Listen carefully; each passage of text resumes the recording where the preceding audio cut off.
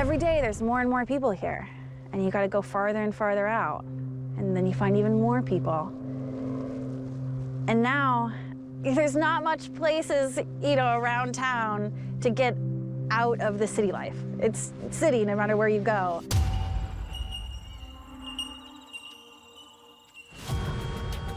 Every time I'm going to town, pass all these grocery stores and the computer shop and the pizza store and the pet shop.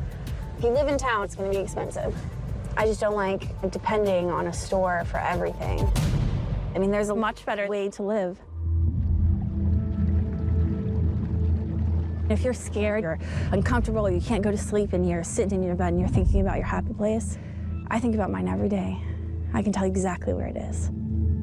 I'm sitting in my bed in the cabin along the Kosna, and it's raining, and I can hear the rain fall on the tin roof. And for me, that's everything.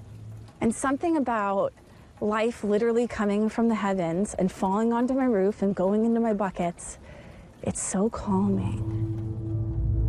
But there's still so much work to do before we finally reach our happy place.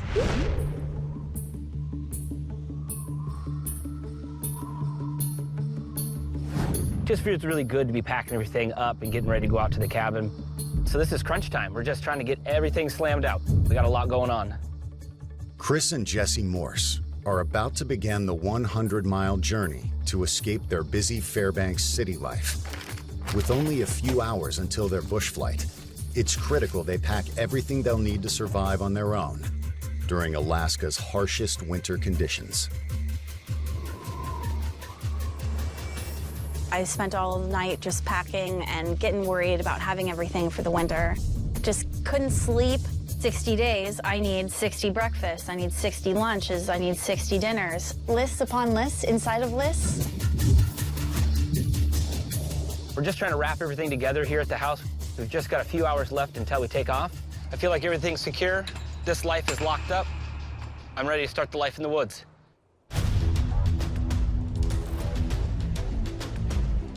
I love the self-sustained living, being the plumber and being the carpenter and being the mechanic. All of those things you have to do yourself. The town's 4 hours away. Parts, pieces, materials are 4 hours away. Help is 4 hours away, but you're very rarely going to get help out here.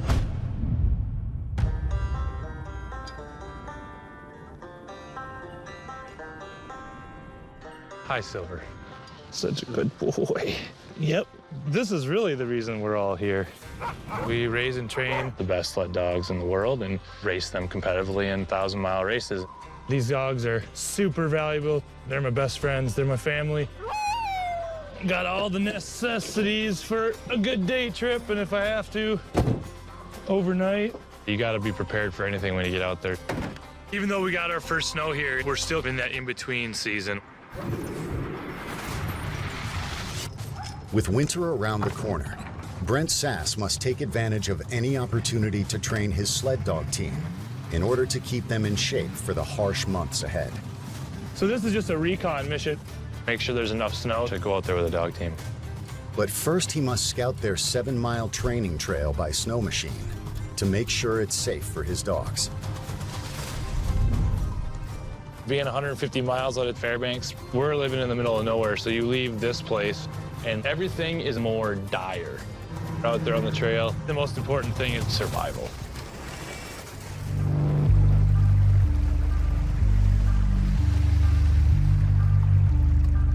Yeah, well, it's mostly frozen. There's definitely some shelf ice over there that it could fall through, and it doesn't take much to get this snow machine stuck. But when you add ice and freezing temperatures and moving water together, there's always room for disaster. This maybe isn't the smartest idea.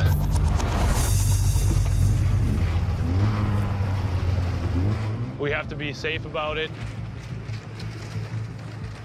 But where there's a will, there's a way. Drive harder, go farther, and it's kind of just the way of life that I love.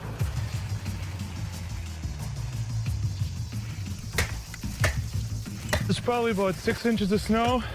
Definitely enough to do a dog team. So got these trees out of the way, and head back home and get a dog team. That was the goal. I think we're gonna accomplish it. We're gonna go for it.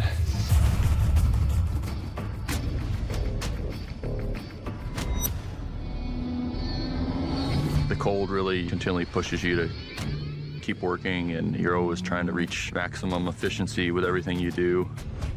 So, I mean, it's just like the ultimate challenge.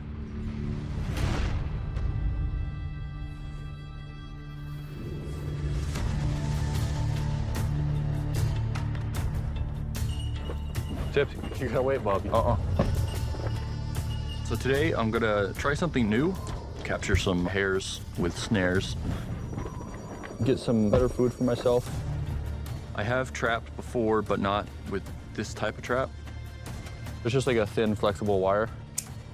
The idea is rabbit goes through, it cinches up. They say you have to be 10% smarter than the thing to catch it. See if I'm 10% smarter than a rabbit.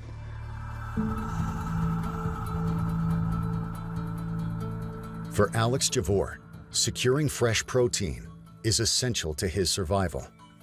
With no meat in his freezer, Alex must rely on his hunting skills in order to eat. Things tend to get worse the worse they get, right? Hungrier you get, the worse decisions you make. Kind of compounds and becomes a downward spiral.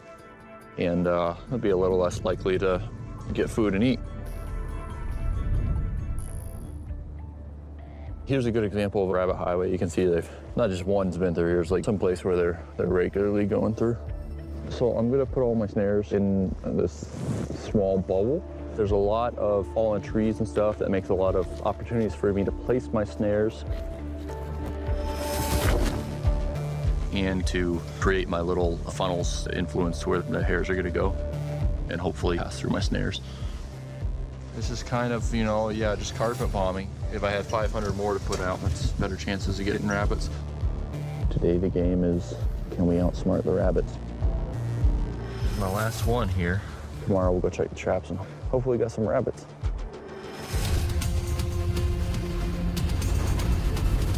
Once I started getting on these wild rivers and canoes and really pushing the limits of myself and my equipment, I just began to realize that I am different in a lot of ways.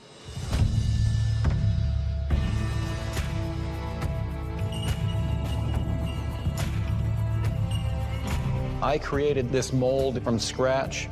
It's a two-piece mold. It looks like it might be a boat, but it's not. The boat is built inside this mold, and it's what they call a cold mold process. I'm just doing it the old-fashioned way, laying it up by hand. As a proud Micmac Indian, Michael Manzo lives by his ancestral traditions, hunting and traveling by canoe. In order to travel further and faster than he has with his 18-foot canoe, Manzo is going to build one 4 feet longer to maximize efficiency when spring arrives. So this canoe building, it's sort of self-taught. I just got to the point where I said, hey, you know, I could build a better canoe.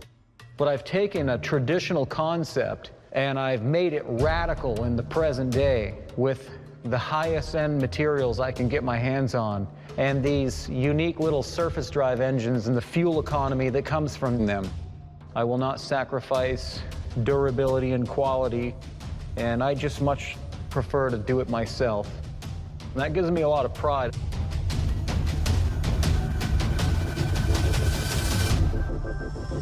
These are my resins. The blue gives the strength, clear gives the flexibility. This is a secret recipe for building a hull. I wouldn't even tell my mother what I use.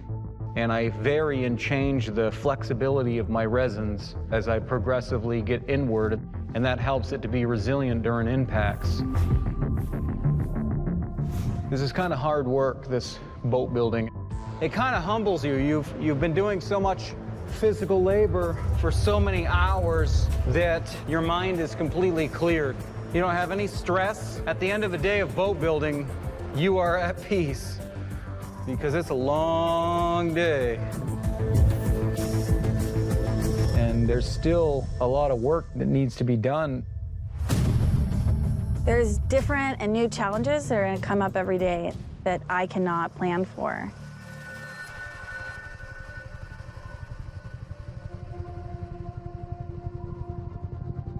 Well, we're here. I can hear your chopper coming. Oh, woo, it's windy. Come on, sweetie. Going out to the cabin can be real hard. It's 100 air miles from the nearest city. We have friends that have aircraft. One of them's running back and forth via helicopter to the village of Tanana, which is right over the top of our cabin. So for just a few bucks in gas money, he's picking us up. Every time we go out to the cabin, my dad drives us to catch the helicopter. He raised me to live off-grid and spend a lot of time out there. He told me how proud he is of me for not doing the normal thing. Pays to have friends with helicopters. It'll be a windy flight. Flying out into the middle of nowhere in the bush, you know, sometimes people don't come back from that. It gets me kind of nervous. I'll take good care of you. I'm nervous. I'll be so stoked when I get to the cabin. I know it's worrisome. We'll get out there. I love you so much.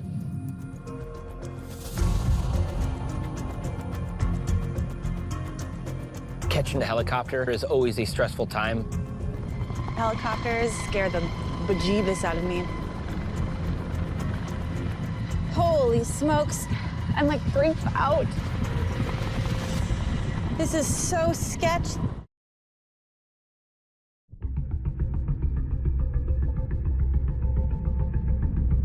The flights that I've had out to the cabin just haven't been very good. I get so anxious and nervous. I make myself sick. It's the same thing in the city.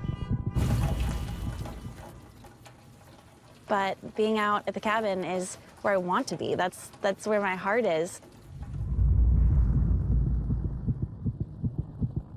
That's why I have to keep putting myself on these helicopters. That's the only way to get to the cabin. And it's so worth it. It's like nothing else that you've ever seen.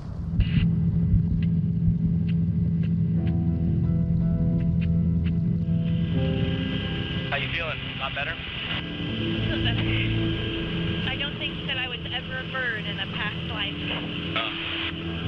Maybe a fish or a cave-dwelling animal. Rose is doing good, though. Yeah. Look at her, good dog. She's a better traveler than I am.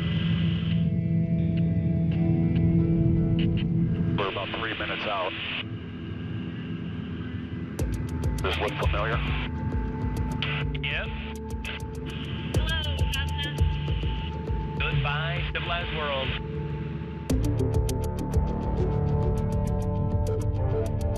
This is a much more familiar landing zone. Yeah. Feels good to be home. All right, Jess, we're here. We got a lot of work to do now. We're sticking here. All right. Come on, Stas, let's go. I'm kind of worried about getting to the cabin. It's been a little while since we've been here. One of the things that cabins always run into are bears out here. They get into the cabin, they tear out insulation, and just wreck shop. We're really isolated out here, and if something has drastically happened, it's gonna be really tough. Now all I can think about is getting to the cabin fast as possible. Oh, sweet, the zip lines are still up. We've got big zip lines up across the river. Instead of trying to get across the river and falling into the water and going under the ice, zip lines are just a less dangerous option for us. Here we come.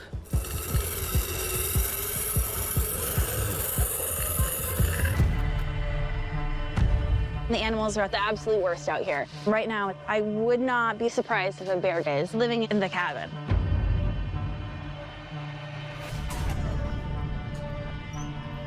Man, we've got some heavy prints back here.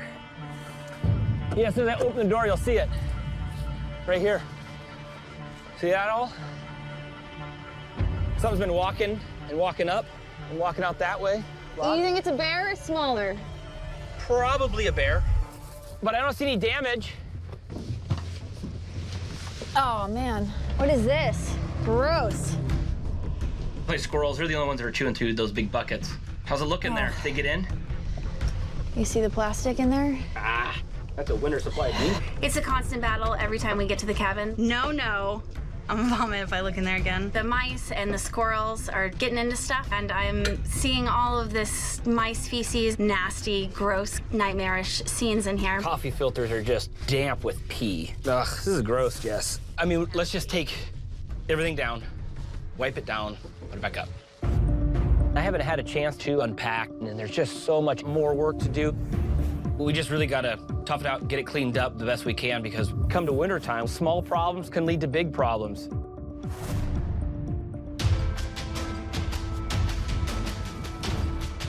Almost everything I do ends in failure. But, you know, usually I learn from it, and, you know, the 10th time around or something, then you're able to do it pretty well.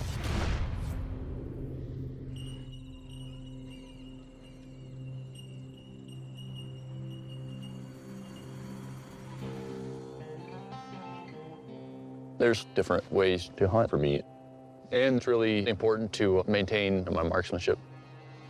So this morning, I'm gonna do a little target practice behind my cabin. I spent a lot of years shooting in the Army. Just gotta kind of get the feeling back in my hands. Set my targets up. It's time to kill them. Got a 22 pistol. It's kind of my daily use weapon. Almost always have it with me. That's the one I'll use for hunting small game.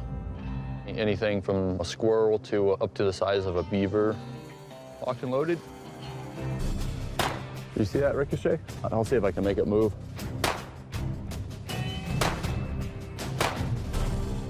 Just want to take a look at these ones real quick. This one I didn't hit. That one I didn't hit. Okay, I need to tighten up a little bit. The better shot I am, the more opportunities I have to eat good food. It's good for me to know how accurate I am, you know, what I can expect to hit. I'm starting to get the feel of it. It doesn't really matter if you can sit there and aim all day and get one perfect shot. Usually it's more about getting a quick shot. I don't want to have like an unrealistic confidence. So it's more about just kind of dialing those reflexes in. That way I can go hunting with a little more confidence.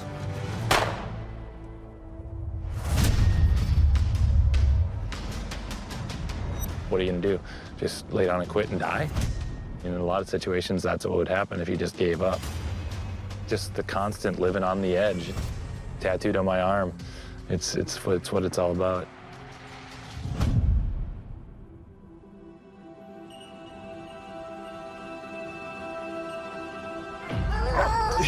Yeah, first sled run, guys. It's definitely a big turning point in the season. With this lack of snow, I got to make a decision on the right set of dogs to take. So that if we do have problems at the creek crossings, or if I'm going too fast down the hills, I have some control. Morello, Captain, gonna run right through everything out there on the trail? All right, guys, who wants to go for a run?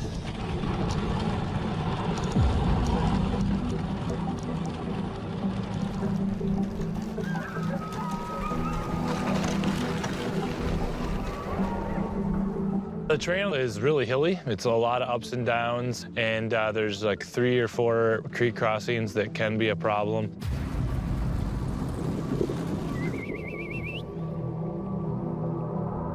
Straight up. You're constantly thinking 4 or 5 steps ahead down the trail. We're so remote. There's not going to be any help out there. You're on your own.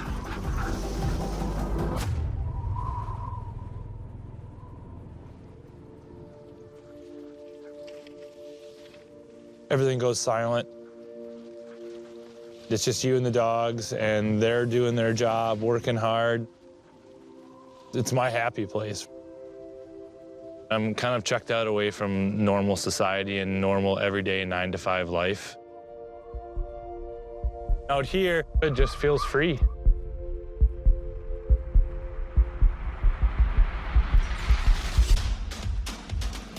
Guys, yep. The real challenge is these switchback hills, because I got 8 dogs that want to move forward, and they're pulling really, really hard. With the snow machine, you can just hit the brake and you stop. Yep.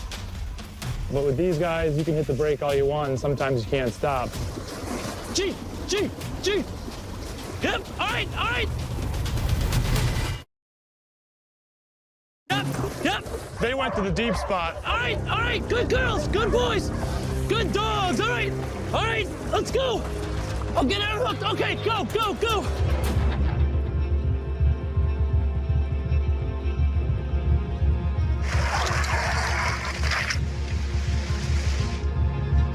We're a mile away.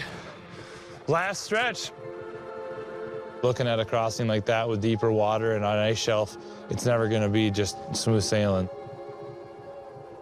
It's a situation where the dogs are better than the technology and the snow machines. Way more reliable, things go sideways.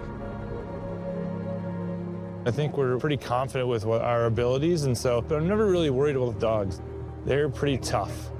In the end, pretty much the human is always the weakest link when it comes to being out on the trail.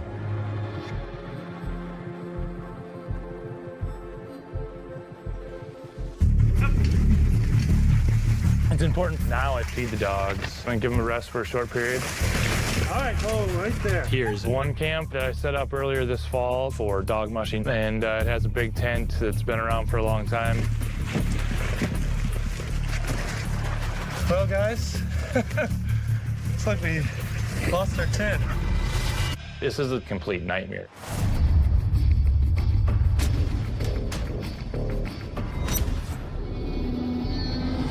Back in the civilized world, there's so much to worry about. You gotta make money, you gotta go to town, you gotta battle through traffic. Out here, we don't have any of that. You know, I accidentally brought some money out with me, and it's crumpled up in the corner of the cabin. It's just a better way of living out here. I'm gonna go try to put my three-wheeler together, get that going so I can get some wood back to the house. Yeah, I'd love to fire up the stove and maybe make some bread or do some dishes. That would be awesome. We need some wood. All right. Wood is how we do everything out here. If I want to cook, I'm gonna use my wood stove. If I want to heat the house, that's fired by wood. If I want to shower, that's fired by wood. I brought my three-wheeler this summer. A strong background in mechanics and the willingness to adapt and overcome is really important out here. Not only do you have to know your mechanics, but you really have to know how to fix things with the wrong parts. You're never gonna have the correct tool or the correct part when you're this far from town.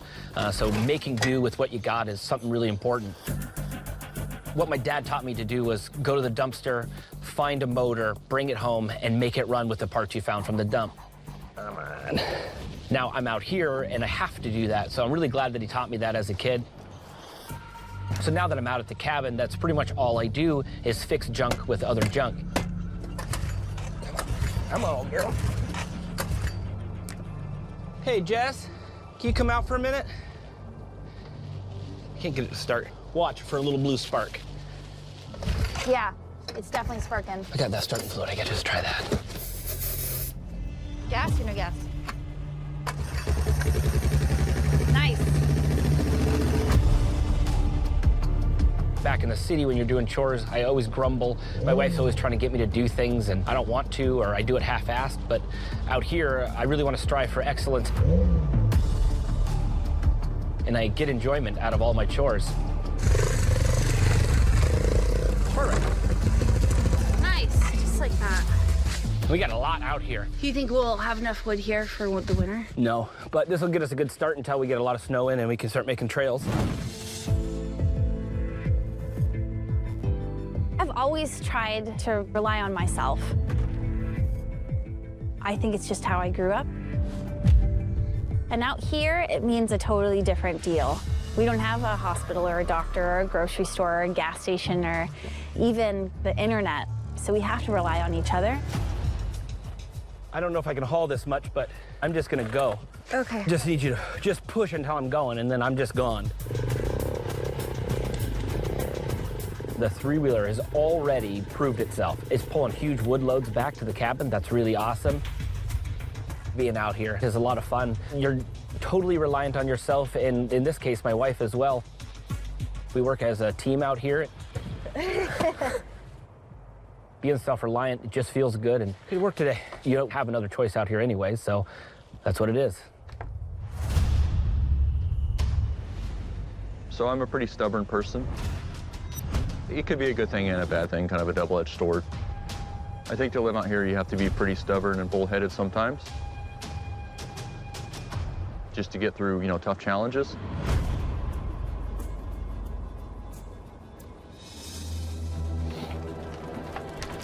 This morning, still hurting. I'm still pretty tired. I haven't really recovered from the previous days of work.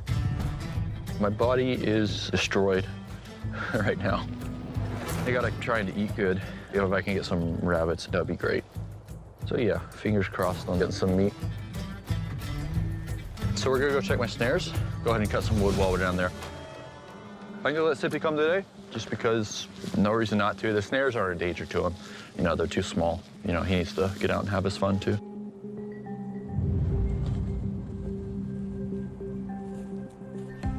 My other ones are somewhere right in here.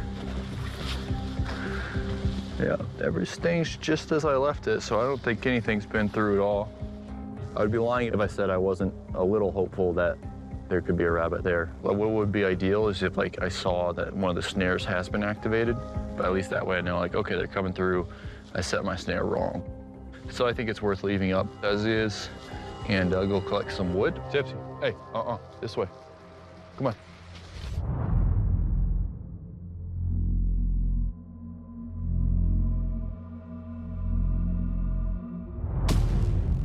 There was just a little squirrel barking over there. I'm gonna see if I can get some lunch. Where's it at, huh? Where'd he go? Oh, here's the nest, you know? I just look for any kind of movement. If they jump from tree to tree, then that's the easy way to catch them. Oh,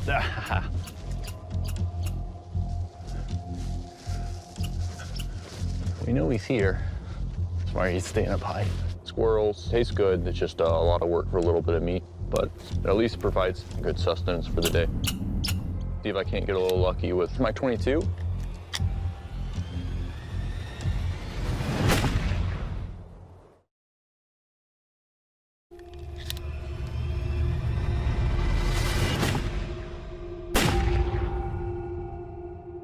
Sometimes the squirrels just move up real high the tree and then you just can't get them.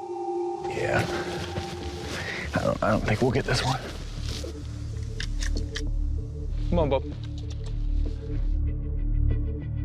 I'm pretty knackered. It'd be really nice to get some good, high-quality game meat, but it doesn't come that easy.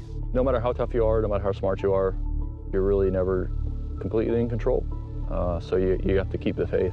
And it's gonna be interesting to see how much endurance I have.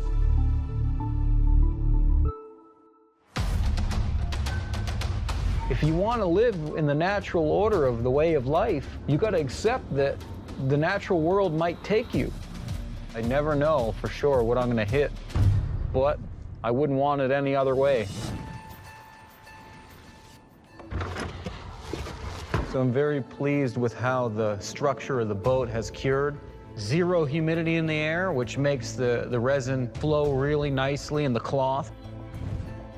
It's a really rewarding process seeing this boat come together like this and taking pride in my work.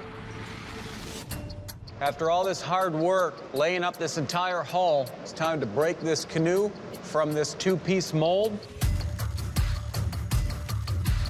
You gotta really watch where you put your hands with this stuff. These slag ends are as sharp as shark teeth. So here's the moment of truth. Whew, I'm getting a workout.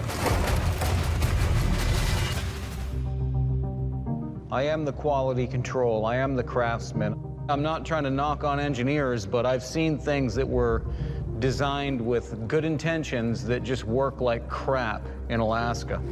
Some of these over-engineered things end up being multi-million-dollar mistakes spent by agencies who have more funding than they have common sense. Whew. Whew. There it is. Boom. This 22-foot bare hull is looking beautiful. It'll look even better as I trim all this sharp slag off the top of the boat.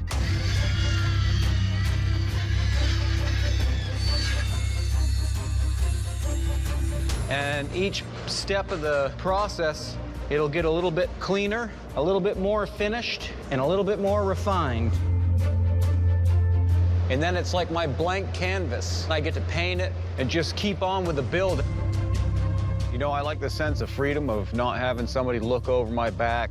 I still have deadlines. I still got to keep that heating fuel in the tank to build this 22-foot canoe. And it's very rewarding to see a finished product at the end of the day and know that that thing was built as best as I could do of my own means. I co-designed this bow cap with a local metal fabricator, and I'm very thrilled to be at this point.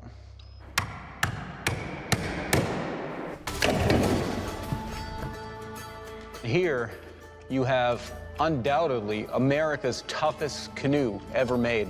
And this thing was designed and built by a Micmac Indian, Iraq War veteran, moose hunter, dog musher. Me, Michael Manzo. This is my indigenous belonging, you know, this is my calling. It's strong, it's light, and it's fast for a canoe. This thing needs to get out the door, it needs to go do some work. The Kosna is like no other place on Earth. There's a lot of terrain changes. There's a lot of temperature changes. Everything's really difficult out here.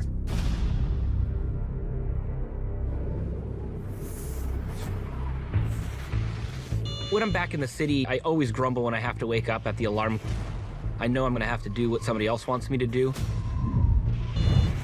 Out here, when the alarm clock goes off, I'm up on my feet. I'm splitting firewood. I'm filtering water. I'm getting things together. I'm making a life for my wife and I. Check this out. That should cut through the ice. I'd say so. We have to have water for drinking and cooking and laundry. Getting water is one of the hardest feats out here. We have really steep banks that are slick that we have to cut steps into. If not, we fall into the river. One of the first things I like to do today is get the stairs put in. They washed out since we've been here last time. We're a little late to the season to be cutting steps, but we were blessed with a little rain that softened up the ground, so I was able to cut those steps in, but it's still really difficult. It's a nice step. Good job. I like it. I like it. I like it a lot. Good for that hill. You want another one? No, this is fine. Now that we have snow and ice, now it's become kind of like a slide. And if you go in the river in winter, that's gonna be a serious issue. Ooh.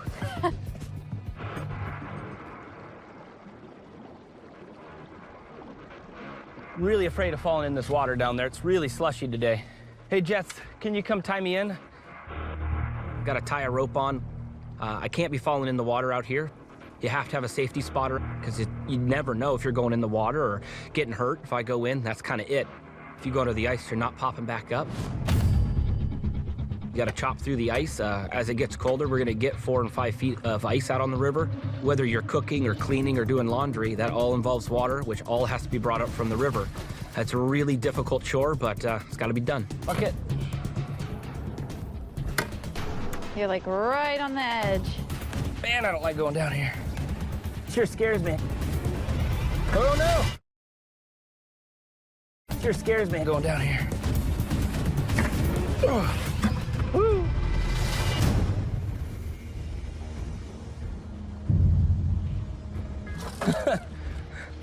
Woo! Man, I'm glad you're up there. It's kind of a long process. No one wants to go in that water. That's a couple days worth. We're drinking and cooking. Let me take one of those buckets, love. I finally feel like we're settling in and I'm getting the hang of the work program out here. Hauling water, hauling wood, working all day long till dark and then working a little more. But that's what we signed up for. We love it out here. What a great day. Come on, toes. Woo!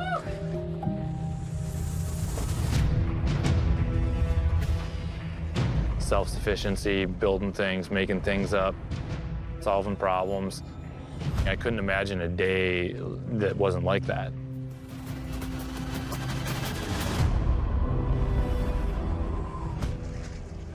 Well, guys, looks like we lost our tent. This is a complete nightmare. All right, time to go clean up the mess From our tent collapse. Look at the disaster zone. Yeah, there's no repair for this tent. It is goners.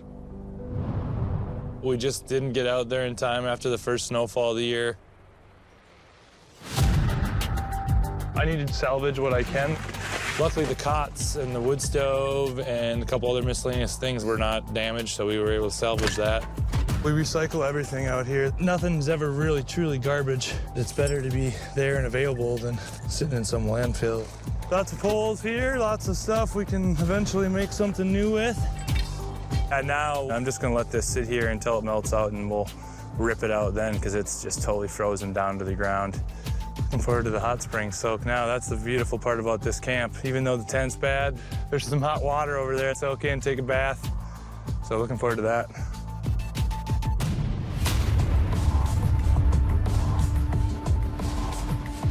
If I had done so poorly that I was just like, screw bush living, I'm done with that, you know? I would say that's a failure. But as long as you're enjoying it enough to keep going, and you're winning, right?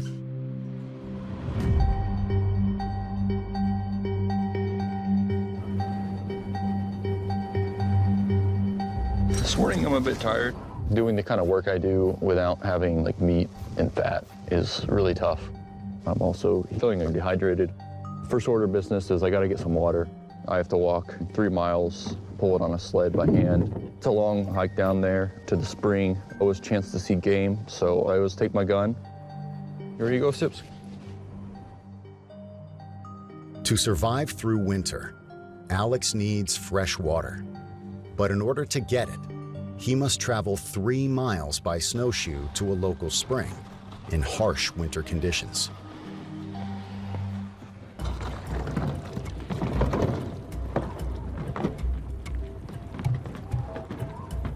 This is one of the areas you can get water. Someone's done a big favor and put this pipe in.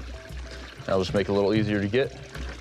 I know this is clean because it's coming straight out of the ground. A lot of the water that's coming from up there, it's got like a lot of iron and stuff in it, and algae and stuff growing in it. This is definitely water to be savored. I'm gonna get 12 gallons, I think. That's enough to last me for a while. A couple weeks at least. Well, that's not good. Looks like this got some punctures in it. It's gonna spill, half my water by the time I get back up to the cabin. Maybe there's something I can stuff in there that might help. Let me look around.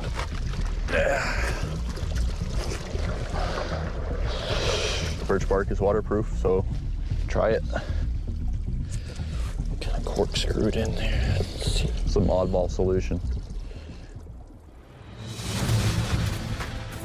There it was. Feeling pretty clever about that.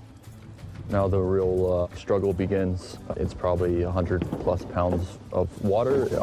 Just getting it moving is pretty tough, and I've got to keep this moving generally uphill for a couple miles.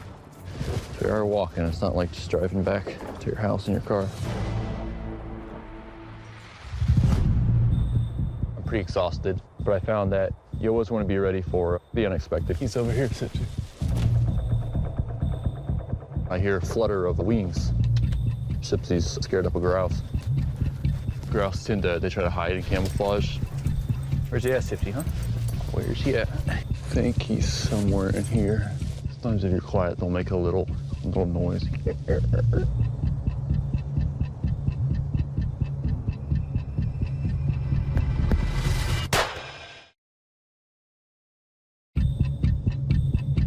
Scared up a grouse. Somewhere in here.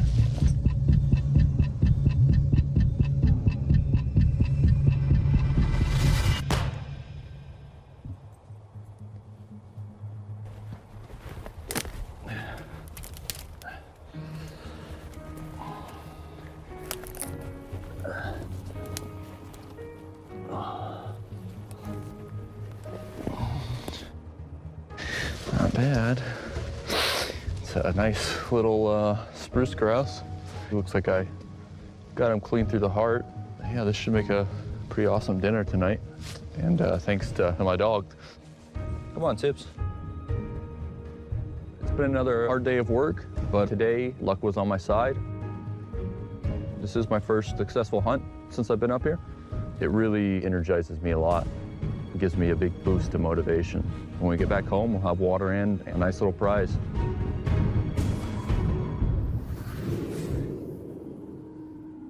Being in the early winter, there's one river in particular in this region that doesn't freeze. It's fed by warm spring water, warm groundwater, and I'm going to take advantage of that and take out the 22-foot freighter canoe on this clear water creek. Oh, she's looking proud, floating good. After long, arduous hours in the boat shop, working late nights, now's a moment of truth. Here we go.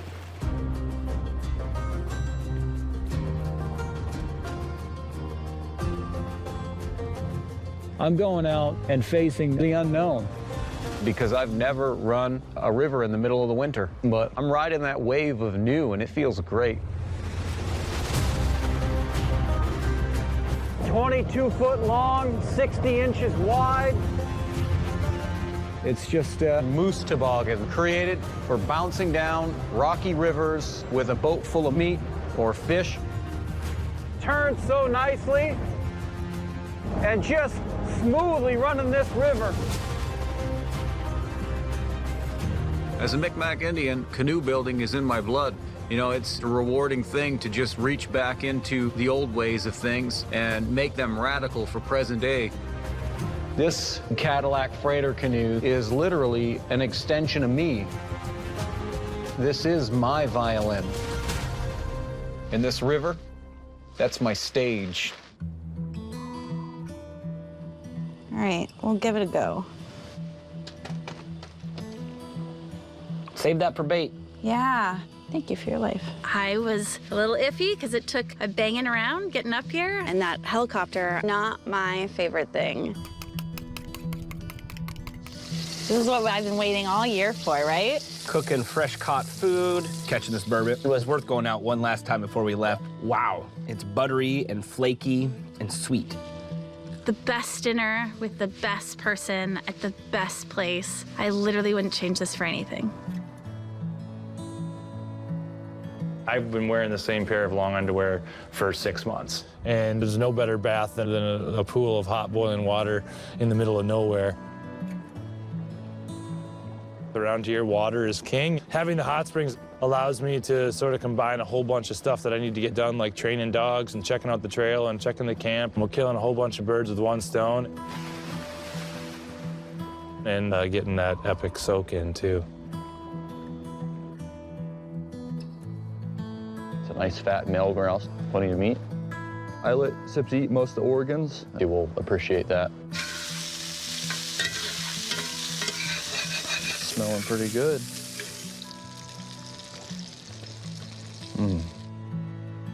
Before today, I was feeling kind of like I was deteriorating. Maybe it's just the meat, but today I feel the power returning.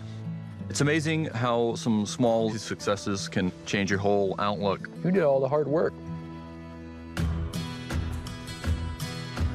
If you want to live in the natural order of the way of life, you got to accept that the natural world might take you, but you just learn to get a little more resourceful. I prefer to do things by myself. Be more resilient and adaptable. I think that's a huge part of living in Alaska, is to be able to adapt to your circumstances and your surroundings. Me and the people that live like this live a remote lifestyle far away from town and society and the daily 9-to-5 grind.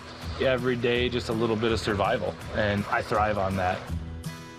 Alaska in the winter, it's definitely not really a place that's friendly to humans, but there's plenty of rewards to be had. You gotta savor them while you got them. That's the wishbone there. I'm wishing I get another one, because it's tasty.